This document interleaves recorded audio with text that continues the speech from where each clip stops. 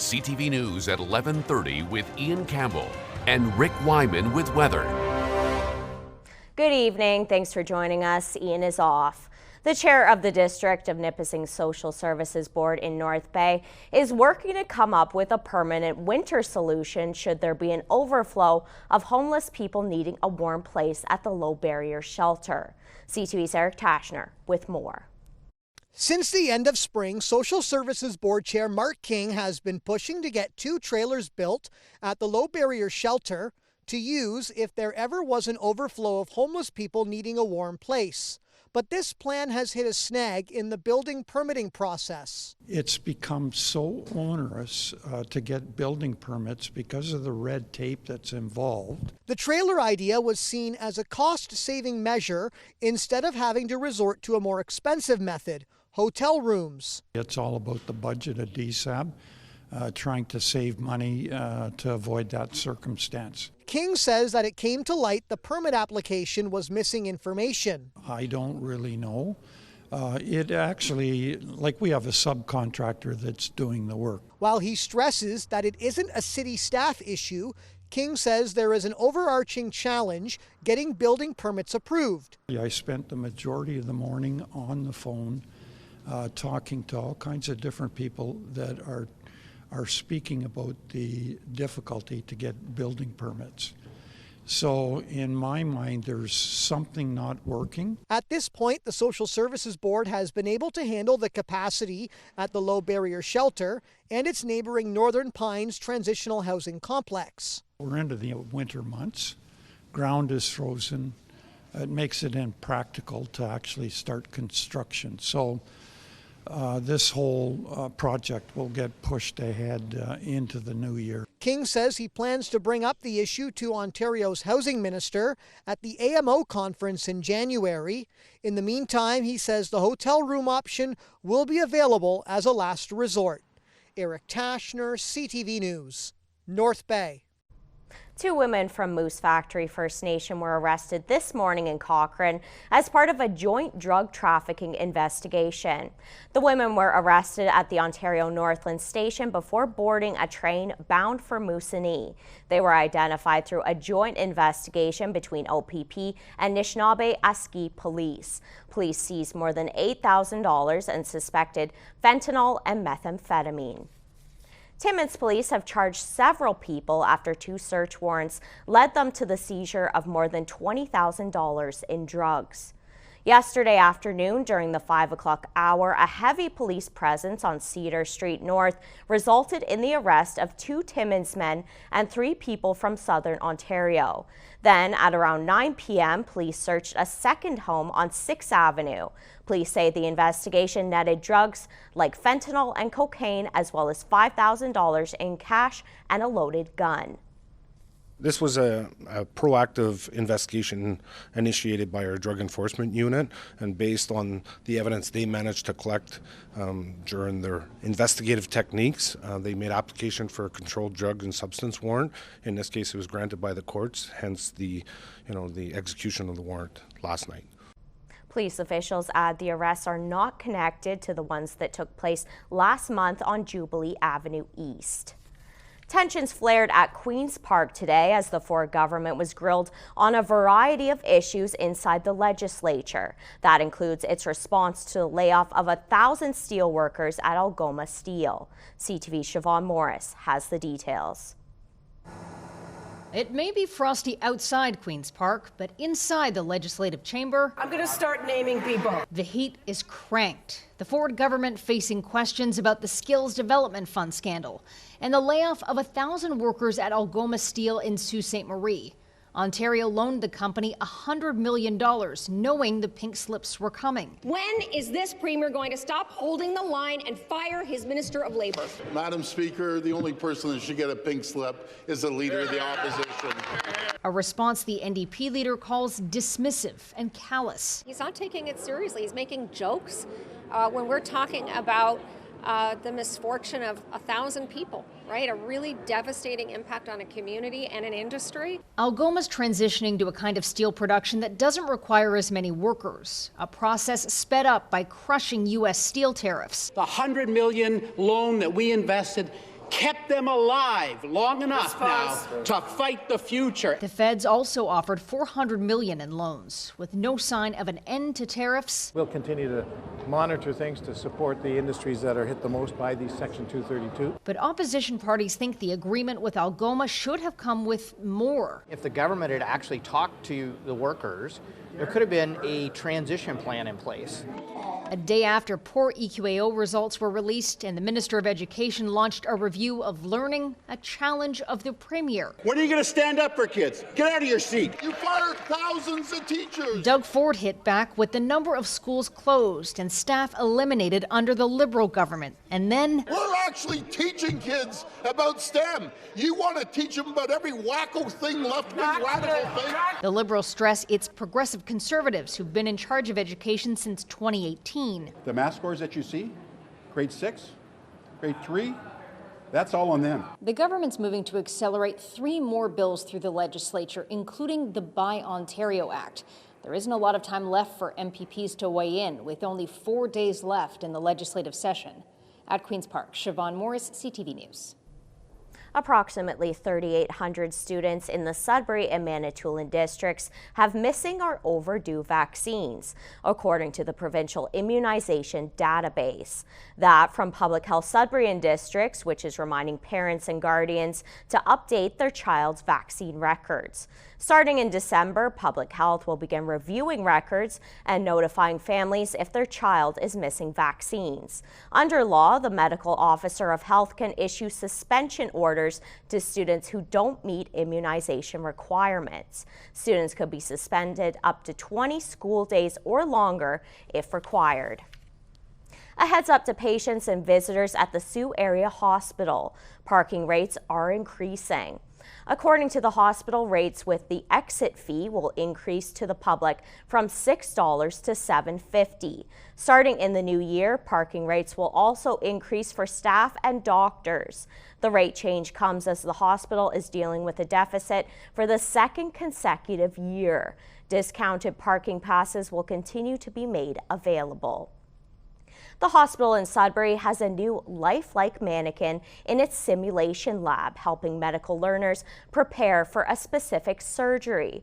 The project is a collaboration with Cambrian College. CTV's Angela Gemmel reports. And that's the injury that we've asked our learners to identify and stop. This surgeon stabilizes a cardiac arrest brought on following a stab wound to the chest. It's a procedure known as a thoracotomy. The patient may be a mannequin, but the anatomy is realistic. We're actually able to get a beating heart inside the chest that learners need to repair in this particular circumstance, and they actually have fluid coming out of that heart. The heart and rib cage were designed and built by engineering, computer programming, and graphic arts students from Cambrian College. Learners at Health Sciences North have been training on this one-of-a-kind simulation model this week. Also, it's cutting through the skin, intercostal muscle layers, spreading the ribs apart, cutting through the pleural liner, and then accessing that heart and lung space. The students use 3D printers to make the anatomically correct pieces, using different materials to create realism for the learners. That popping you hear when you actually are cracking ribs, you get that from a filament style printer that you wouldn't have got with our resin printer. So they had made the changes using the 3D printing equipment they had here, and that gives them a more realistic feel when the learners are going in through the ribs. Each learner is evaluated by instructors watching in the control room on the other side of a one-way mirror. HSN's chief of staff, a general surgeon himself, says the procedure is rare. Some medical professionals might never perform it, but they still need to know how. The whole point of this trainer is to not only recreate that scenario of realism, but to also more globally ensure that our learners understand when it's appropriate to use and when it's not appropriate to use. Although there are other thoracotomy trainers on the market, Wood says none are as realistic as this Cambrian-built one. Angela Gemmel, CTV News, Sudbury. Laurentian University has released its preliminary enrollment figures for the fall 2025 term, showing stability in its overall student population. Officials say it's largely driven by a resurgence of interest from domestic students, with enrollment rising by 8%. 27% of the student population is now studying in a French language degree program, the highest proportion in the university's history. Meantime, Laurentian has seen a decline in international enrollment by 28%. We're certainly optimistic that our numbers will continue, at least stabilize, and if not, trend upwards somewhat. So it was a very large bounce last year. It's unlikely that we manage to get yet another same size bounce, but certainly we're looking to keep the momentum going and to continue increasing.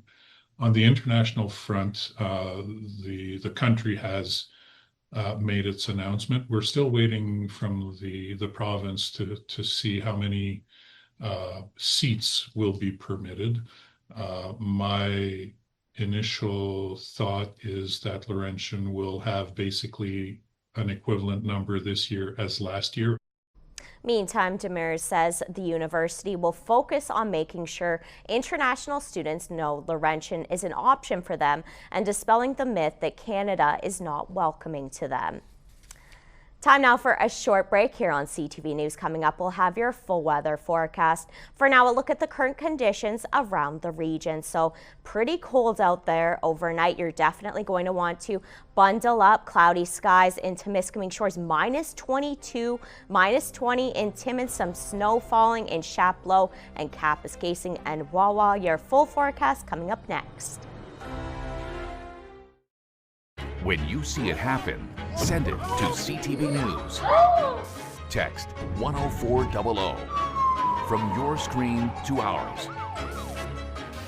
Text 10400. Plenty of squall activity in the forecast for, well, not only overnight, but for tomorrow for some centers, and you'll be amazed at some of the numbers that I am about to show. First, let's begin with the forecast radar for Northeastern Ontario. That system moving in tomorrow. Extensive snow squall activity for North Bay, and again during the day and the evening. Sault Ste. Marie will also feel the effects tomorrow as well. So will Wawa. So again, get ready for more squall activities. Colder weather kind of leaving us for a couple of days. Meanwhile, let's take a look at some of the temperatures. Chance of flurries in Greater Sudbury tomorrow, -6. And again, well, we'll have some flurry activity for sure, anywhere from 5 to 10 centimeters. Flurries on Saturday, chance of flurries on Sunday, Monday chance of flurries, and periods of snow come Tuesday. The temperatures, at least daytime highs, not all that bad. Moving on over to Sault Ste. Marie and Algoma, about 10 centimeters of snow tomorrow, a few more tomorrow evening, high of -4. That trend of flurries continues Saturday and Sunday. And as well, Monday, chance of flurries. Here we go with the periods of snow come Tuesday. Those daytime highs, though, not all that bad at -4 and -6 degrees. How about Timmins, Cochrane, Kapuskasing? Some flurry activity tomorrow, somewhat milder. Flurries on Saturday, nice and sunny. Sunday and Monday, the temperatures, -14, -11. And again, periods of snow come Tuesday with the high of -7 degrees. Meanwhile, in Timiskaming Shores and Kirkland Lake, we've got some flurry activity tomorrow, 5 to 10 centimeters. Flurries on Saturday and Sunday, at least the chance of flurries on Sunday. More flurry activity Saturday. Monday, sunny and cold, -12, and periods of snow come Tuesday with a high of -6. Now, let's get to the damage in North Bay and West Nipissing tomorrow. Extensive flurry activity during the day. That trend will continue in the evening as well. So again, it won't subside once the sun goes down tomorrow, because that trend will continue all day long in North Bay, West Nipissing. Flurries and the chance of flurries Sunday, Monday. Periods of snow come Tuesday with a high of -4. So Amanda, as you can plainly see, some areas are in for more extensive snow squall flurry activity coming up in the forecast for tomorrow. So again, make sure people have their shovels ready, because that snow is not going to stop. Back to you. Thanks for that, Rick. Law enforcement in Sault Ste. Marie joined forces this week to kick off a campaign to keep the roads safe this holiday season. Officers from Anishinaabeg Police, OPP, Batchewana Police, Sault Ste. Marie Police, and RCMP joined forces to launch the annual Festive Ride campaign. It's an initiative that aims to both rid the roadways of impaired drivers as well as educate others. During last year's campaign, 700 vehicles were stopped and checked by officers during the holiday season, resulting in 1 criminal charge, 2 7-day license suspensions, 1 14-day license suspension, and 5 other provincial offense notices issued. Sault Police Chief Brent Duguay says they've seen an increase in impaired driving, especially as it relates to impaired by drug charges. We do have a number of officers that are now trained to detect when impaired by drug. So that's been a kind of a training issue and a training trend towards for our service. So we are able to now identify more closely when somebody is impaired by drug. Obviously impaired by alcohol, we still have the same old tools in the toolkit, the roadsides and the ride programs. So I think we're starting to see a leveling off now that we have those officers in place that can test for that impaired by drug. Duguay adds that officers hear many excuses when someone is caught driving impaired, but stresses that there is no valid reason to drive while under the influence. The cost of groceries is projected to go up once again next year. After years of inflation and rising food prices, experts say there is no relief in sight. CTV's Natalie Van Roy has more. A trip to the grocery store means hundreds of dollars out of pocket for Joey Van Bentham. It's a little bit crazy right now. Just that everything's really expensive. You don't get very much for your money anymore. Van Bentham says his family is able to afford it, but it's not easy. Spending $1,000, $2,000 a month on groceries bothers me because it's, that's a lot of money. I think we just need help in the grocery department because, we do well for ourselves and we find it difficult, so we can't imagine for the poor people that do not. And there's no relief in sight. A family of 4 will pay about $994 more for food in 2026. According to the latest food price report by several universities, that's an estimated bill of $17,500 annually. In 2026, food inflation will go up because of meat. Yet again, yeah. And so beef prices are just out of control, and they won't normalize until probably 2027. Some of the main reasons for the increase: trade and climate change. It's definitely tough. Things can't really keep on going as they are because, I don't know, it's just things are too expensive to live at this point. We have to eat. It is what it is. I look at the flyers. The inflation rate for food is projected to be 4 to 6% next year, up from 4% this year. My boys have a PEA tomorrow, so there's a lot of kind of junk food, so that really has... So it was expensive to begin with, but it really has gone up. So close to $200 for these 4 bags. Experts say the spike in prices is anticipated even as trade-related price pressures decrease. Natalie Van Roy, CTV News. Only one game on the docket in the NOJHL tonight. The Sault Michigan Eagles were in the Nickel City to take on the top-rated Sudbury Cubs. Sudbury took home ice advantage, taking down the Sioux 6-1.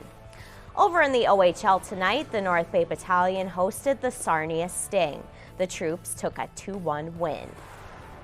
The Sudbury Five announced the new head coach and general manager today, along with some other announcements to amp fans up for the season to come. CTV's Madison Merrier has the story. Joey Pudister has been officially named as the new head coach and general manager of the Sudbury Five. It's pretty special to be able to come back to a place that I have history as a player and take on the head coaching job.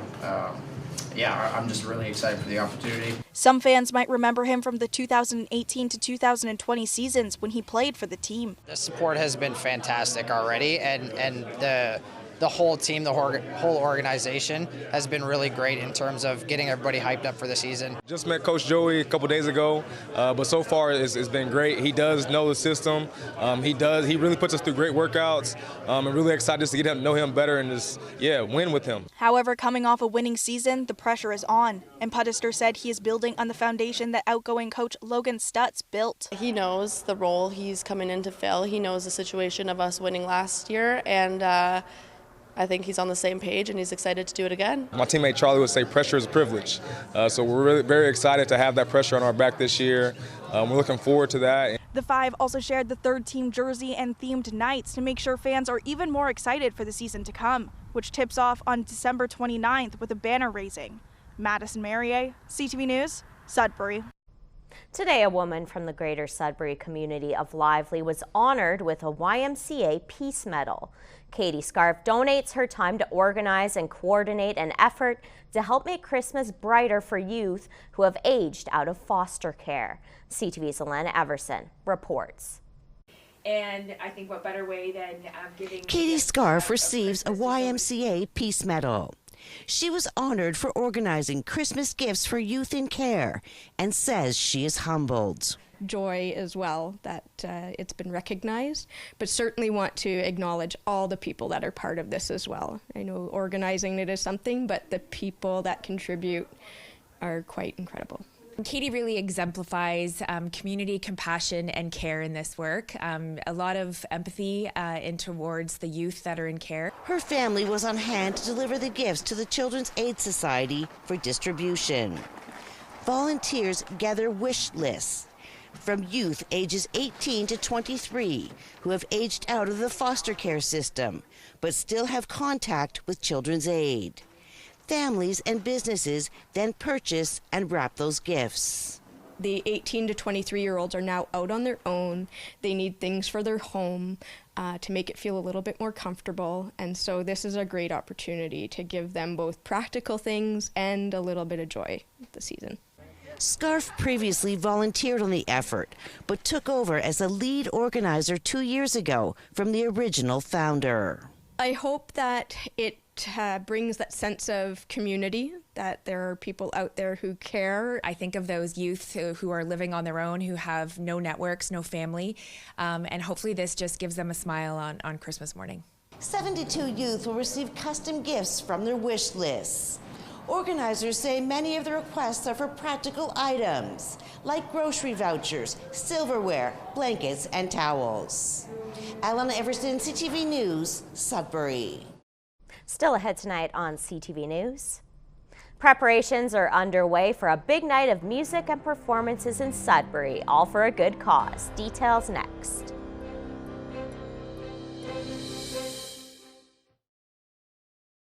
Hicks and Timmins participate in a long-standing tradition to help support families by running a Christmas toy drive. The fruits of their labor were on display this week inside the Cochrane District Paramedic Services Ambulance Bay. The 14th annual Fill an Ambulance Toy Drive took place at Canadian Tire and Walmart last Friday. Officials say these donations will be delivered to the Northeastern Ontario Children's Foundation. They will be given to families who receive services from the Northeastern Ontario Family and Children's Services through its Community Angel campaign. We're pretty successful, honestly, every year. This year, just as good. We've collected hundreds of toys, as well as over $4,000 just to go out and buy additional toys that may not have had been filled for certain age groups or age categories. It's really supporting, parents to be able to give those gifts to their kids, and that's why we always ask them to be unwrapped so that parents can go through, see what they're actually being able to offer their kids, and wrap those and put them under their tree. Since 2020, this event has raised over $26,000 and filled 12 ambulances with gifts. And finally for us tonight, lights, camera, and compassion are all coming together. Preparations are underway for the 77th annual CTV Lions Children's Christmas Telethon. Jingle bell, jingle bell, jingle bell. Organizers and performers were finalizing every detail earlier this evening at Place des Arts. Money raised at the telethon helps purchase toys for as many as 10,000 families in need. There's a lot of excitement heading into Saturday's show and a lot to look forward to. We have all sorts of Christmas music and quite a variety of different acts. We have everything from choirs to dancers to solo acts, some young acts, some old acts. We've got everything across the board. It should be quite entertaining. It brings a lot of joy and happiness to a lot of people in the televised community that CTV is covering. So you know what, I'm hoping that we'll have a great success with the fundraising this year. You can tune in Saturday, December 6th, starting at 2 p.m. on CTV in Sudbury and Sault Ste. Marie. For the rest of the region, you can watch on Crave or on our website, ctvnewsnorthernontario.ca. And I'm looking forward to it. It's going to be a great time. And that takes us to the end of our newscast on this Thursday night. Thanks for watching. Good night.